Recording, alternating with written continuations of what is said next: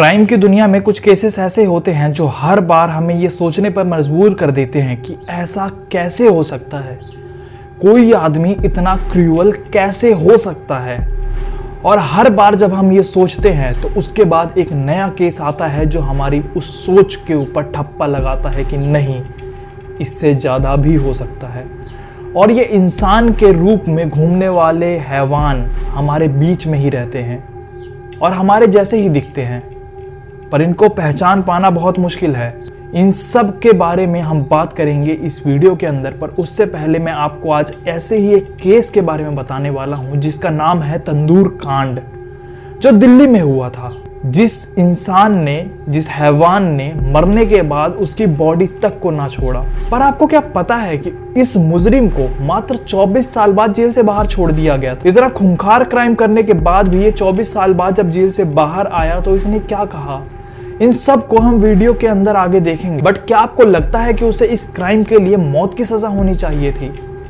हमारा judicial system क्या कहता है इन सब के ऊपर, हम इन सभी बातों पे चर्चा करेंगे। बट इससे पहले हम समझते हैं कि एक्चुअल में उस दिन हुआ क्या था। 2 जुलाई 1995 कांस्टेबल अब्दुल नजीर कुंजी और होमगार्ड चंद्रपाल एक रेगुलर पेट्रोलिंग कर रहे थे कनॉट प्लेस के अंदर। वो अशोका रोड की तरफ मुड़ते हैं। अशोका रोड की तरफ मुड़ने के बाद जैसे ही वो थोड़ा आगे जाते हैं, उन्हें वहां पे एक रेस्टोरेंट दिखता है। उस रेस्टोरेंट में से धुआं निकल रहा था। वो उसके गार्ड से पूछते हैं अंदर क्या हो रहा है। इतने में अंदर से एक आदमी निकल कर आता है और वो बोलता है कुछ सीरियस नहीं है, जस्ट एक नॉर्मल सा थोड़ा काम और वेस्ट बच गया था, हम उसको जला रहे हैं और कुछ खास बात नहीं है। वो लोग वहां से आगे चले जाते हैं। जैसे ही वो थोड़ा आगे जाते हैं, पीछे से एक औरत दौड़ते हुए आती है और कहती है आग लग गई, आग लग गई, आग लग गई। लोग दौड़ते हुए कांस्टेबल और होमगार्ड वापस आते हैं उस बिल्डिंग की तरफ। अब आग की लपटें बहुत तेज हो चुकी थी और बिल्डिंग से बाहर निकल रही थी। ये दोनों बिल्कुल भी टाइम वेस्ट न करते हुए कंट्रोल रूम के अंदर फोन करते हैं और बैकअप मंगाते हैं और गार्ड की मदद से दीवार कूद के ये अंदर जाते हैं। जैसे ही एक दीवार कूद कर अंदर जाते हैं तो इन्हें जो दृश्य दिखाई देता है वो मैं आपको बताता हूँ। जब वो लोग अंदर पहुंचे तो उन्होंने देखा वहां 2 लोग हैं। एक तंदूर को हवा दे रहा है और दूसरा आदमी उसके अंदर पेपर और लकड़ियां डाल रहा है। एक का नाम था केशव, जो वहीं पे मैनेजर था, और दूसरा वही इंसान था जो थोड़ी देर पहले उन्हें बाहर मिला था। उसका नाम सुशील था, वो इस रेस्टोरेंट का ऑनर था। और शायद यही है हमारी कहानी का मेन किरदार, जिसके बारे में आगे आपको इस कहानी में और जानने को मिलेगा। इसका नाम याद कर लीजिए, सुशील शर्मा। दोनों पुलिस ऑफिसर्स ने दूर से आवाज लगाई, रुक जाओ, जो भी कर रहे हो उसे वो अभी रोक दो। सुशील ने दूर से उन्हें हड़काते हुए बोला, तुम लोग यहाँ से चले जाओ, तुम्हें इस बखेड़े में पड़ने की कोई जरूरत नहीं है। मेरे पॉलिटिकल पार्टी से कनेक्शंस हैं और मैं पार्टी के पुराने डॉक्यूमेंट्स इसके अंदर जला रहा हूँ। बट चंद्रपाल को उसके अंदर से मांस की बदबू आ रही थी। वो गया, उसने उन दोनों को हटाते हुए उसमें पानी डाला और जैसे ही उसने पानी डाला, उसे देखते ही उसकी रूह कांप गई। बाहर, तंदूर के बाहर ह्यूमन इंटेस्टाइन्स लटकी हुई थी, यानी हमारी जो अतड़ियाँ होती है वो सब बाहर लटकी हुई थी। तंदूर के अंदर एक इंसान था आधा जला हुआ, और पानी डालते के साथ ही उसकी जो चमड़ी थी और हड्डियों से अलग हो गई थी। ये सब देखने के बाद वो तुरंत उन्होंने पुलिस को फोन किया। इतनी देर में जो सुशील था वो वहां से भाग गया था और केशव को उन्होंने वहां पे अरेस्ट कर लिया। अगले दिन इस तंदूर कांड की, इंसानी लाश की बबिया बारबेक्यू रेस्टोरेंट में मिलने वाली खबर हर न्यूज़पेपर में थी, ये हर न्यूज़ हेडलाइन में थी और ये एक बहुत बड़ी खबर बन चुकी थी। हर जगह एक डर का माहौल था कि कोई इतना खूंखार और क्रूर कैसे हो सकता है। जब पुलिस ने केशव से पूछा कि तुम्हारा उससे क्या कनेक्शन है, तो उसने बोला वो रेस्टोरेंट सुशील शर्मा का ही है, मैं वहाँ पे मैनेजर हूँ और उसके मेरे ऊपर बहुत एहसान है, इसलिए मैंने ही उसके कहने पर ये सब किया। बट असलियत कुछ और थी।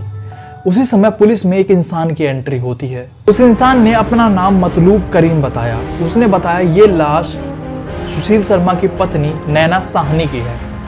पुलिस का शक धीरे धीरे यकीन में बदलता जा रहा था और पुलिस हाथ धोकर सुशील के पीछे पड़ गई, पर वो उसे अभी तक पकड़ नहीं पाए थे, वो अभी तक फरार था। लगभग 9 दिन बाद दिल्ली पुलिस को खबर मिलती है बेंगलोर पुलिस से कि सुशील ने खुद को सरेंडर कर दिया है। दिल्ली पुलिस उसे वहां से लेकर आती है, पर सरेंडर करते समय उसने अपना जुर्म कबूलने से मना कर दिया था। उसने बोला मैंने कोई भी क्राइम नहीं किया है, I am not involved in this murder at all. But crime scene पे उसको खुद देखा था 2 पुलिस ऑफिसर्स ने, कुंजरू एंड चंदर ने। वो लोग उसे दिल्ली लेकर आते हैं। आपको तो पता ही है इंडियन पुलिस कैसी है। वो गधे से भी ये कबूल करवा सकते हैं कि मैं इंसान हूँ, और इंसान से भी ये कबूल करवा सकते हैं मैं गधा हूँ। उन्होंने अपने तरीके से उसे इंटरोगेशन करना चालू किया। उसे तो उन्होंने खुद क्राइम सीन पे देखा था। उसने कबूल कर लिया कि हाँ, ये कत्ल मैंने ही किया है। फिर उन्होंने उससे बोला कि तुम सच सच बताओ 2 जुलाई को क्या हुआ था। फिर उसने अपना सच बताना चालू किया। 2 जुलाई के शाम को सुशील अपने गोल मार्केट वाले फ्लैट पे पहुंचता है। नैना वो गेट खोलता है और उसे दिखता है कि नैना कॉल पे किसी से बात कर रही है। जैसे ही उसे दिखता है नैना कॉल पे किसी से बात कर रही है और उसका गेट खुलता है घर का, नैना उसी समय फ़ोन रख देती है। वो ड्रिंक भी पी रही थी। फ़ोन रखती है, उसके लिए एक ड्रिंक बनाती है और अंदर चली जाती है। सुशील ड्रिंक पीता है। जैसे जैसे ड्रिंक का नशा चढ़ने लगता है उसके दिमाग पे ये शक और हावी होने लगता है, ये किससे बात कर रही थी, किससे कर रही थी ये बात, कौन था वो जाके लास्ट डायल नंबर पे कॉल करता है। उधर से मकबूल करीम फोन उठाता है।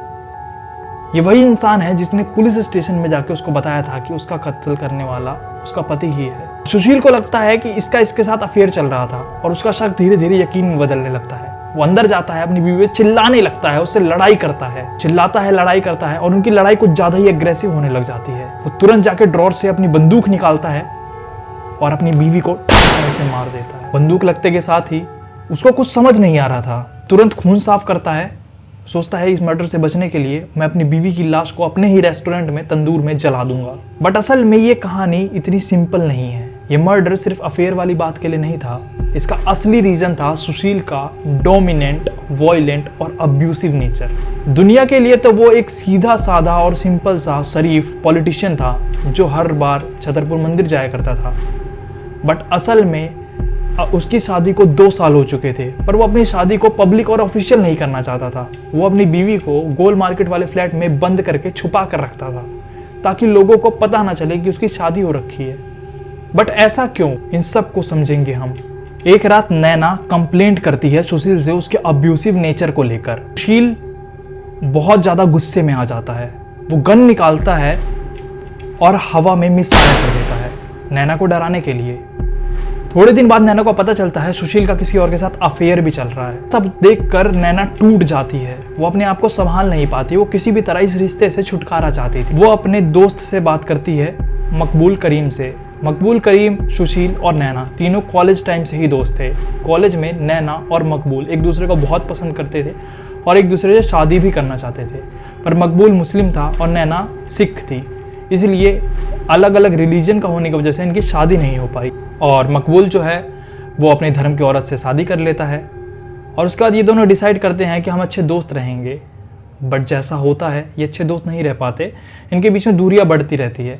नैना काफ़ी अंदर से कमज़ोर महसूस करने लगती है, टूट जाती है। उस समय सुशील इसके क्लोज आता है और इसको इमोशनल सपोर्ट देता है और वो इतना क्लोज आता है कि बाद में ये लोग शादी कर लेते हैं।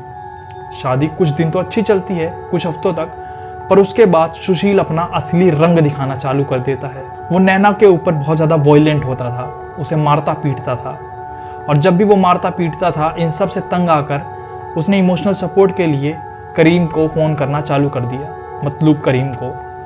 एंड करीम उसको इमोशनल सपोर्ट देता था। फिर एक बार करीम ने उससे बोला कि तुम ऑस्ट्रेलिया जाओ और अपनी एक नई ज़िंदगी शुरू करो। इसके बारे में उसने सोचा और उसने अपने पति को बताया, सुशील को। सुशील को जब मतलूब के बारे में पता चला वो काफ़ी ज़्यादा गुस्सा हो गया। उसे बोला कि इस डिसीज़न के अंदर मतलूब का नाम क्यों है। और उस दिन 2 जुलाई की रात को जब उसने गेट खोला, अचानक से नैना ने फ़ोन रखा और फ़ोन रखने के बाद जैसे उसने रीडायल किया, उधर से मतलूब की आवाज़ आई तो वो और पागल हो गया और उसने ले जाके सीधे गोली चलाकर उसे मार दी और उसे फिर बाद में काट कर तंदूर के अंदर झोंक दिया। तो यही था ये पूरा खौफनाक कांड। इसको जेल हुई, कोर्ट ने इसे डेथ सेंटेंस सुनाया, पर बाद में उस सज़ा को कम करके आजीवन कारावास की सज़ा कर दी गई। आजीवन कारावास यानी कि लाइफ सेंटेंस। बट जेल में इसके अच्छे रवैये की वजह से इसे 24 साल बाद जेल से बाहर निकाल दिया गया। और जब ये जेल से बाहर निकला तो ये है इसकी रियल फुटेज। कहते हैं अगर वैसे हम बाहर रहें तो कोई समस्या कभी नहीं होगी। सर, आपके केस को तंदूर कांड के नाम से जाना जाता है। काफ़ी बातें सामने आई इसमें। कहा जाता है कि टुकड़े किए गए, उसका तंदूर में जलाया गया, काफ़ी चीज़ें आई। उस टाइम को अगर आप कभी याद करते होंगे तो आपको स्थिति याद आती होगी क्या हुआ था और किस तरह से क्या था। क्या ये टुकड़े करने वाली बात को आप मानते हैं या फिर सारी चीज़ें? सर वो टुकड़े वाली बात तो गलत है। सुप्रीम कोर्ट ने भी उसको मना कर दिया कि उसके बॉडी के कोई टुकड़े नहीं हुए थे। और जब क्राइम हो जाता है तो क्राइम को बचाने की कोशिश में आदमी और गलतियां करता जाता है। जैसे एक मैं सबको समझाता हूँ जेल में कि भाई रेड लाइट हम क्रॉस करने जा रहे हैं और एक रेड लाइट क्रॉस करने के जाने पे अगर कोई सिपाही सामने आता है तो हम वो रेड लाइट्स क्रॉस करने का चालान 100 रुपये का होगा और हम सिपाही को जब मार दें 307 बन जाती है। तो हम क्राइम को प्रिवेंट करने की कोशिश करते हैं। क्राइम जैसे हो जाए जब हो जाए उसको स्वीकार कर लेना चाहिए, उसको तुरंत एक्सेप्ट कर लेंगे तो वो क्राइम भी कभी नहीं मतलब क्राइम आगे नहीं बढ़ेगा और जितना आपसे हो गया उसकी आप सज़ा भुगतेंगे, जुर्माना जो होगा।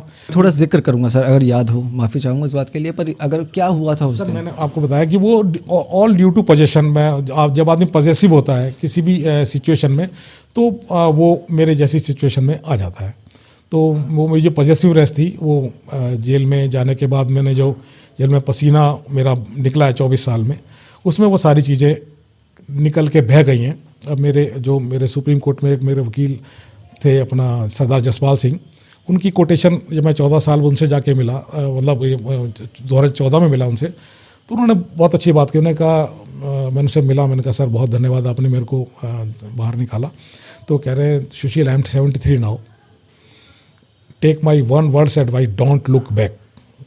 तो ये उनकी एडवाइस मेरे को अच्छी भी लगी और मैंने सोचा उस पर बड़ी अच्छी बात है। और हमें जेल में रह के बहुत कुछ सीखने को मिला और जेल इस समय एक करेक्शनल गृह बना हुआ है। आगे क्या प्लानिंग है सर आपकी? क्या राजनीति से जुड़ेंगे या फिर कुछ और सोचा है आपने? नहीं सर, अभी राजनीति का तो दूर दूर तक कहीं बिल्कुल भी दिमाग में नहीं है।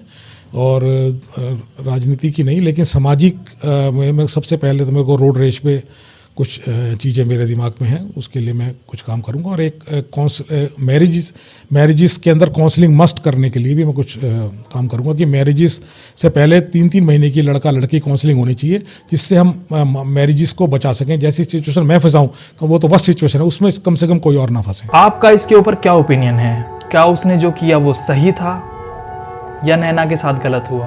क्या इसे डेथ सेंटेंस मिलना चाहिए था या नहीं? अगर इस वीडियो पे 1 लाख व्यूज आए तो मैं इस सीरीज को कंटिन्यू करूंगा और आपको सुनाऊंगा ऐसी ही मजेदार कहानियां मेरी आवाज में। बट इससे पहले ये वीडियो खत्म हो, मैं आपको यहाँ पे एक वीडियो दिख रही होगी जिसके अंदर बताया गया है कि ओसामा बिन लादेन को कैसे मारा गया और CIA ने कैसे पता लगाया उसके बारे में। और यहाँ पर एक और वीडियो दिख रही होगी, ये सरप्राइज स्टोरी है कि ओमेगल कैसे बैन हुआ था। तो मिलते हैं नेक्स्ट वीडियो में, जब तक के लिए बाय बाय।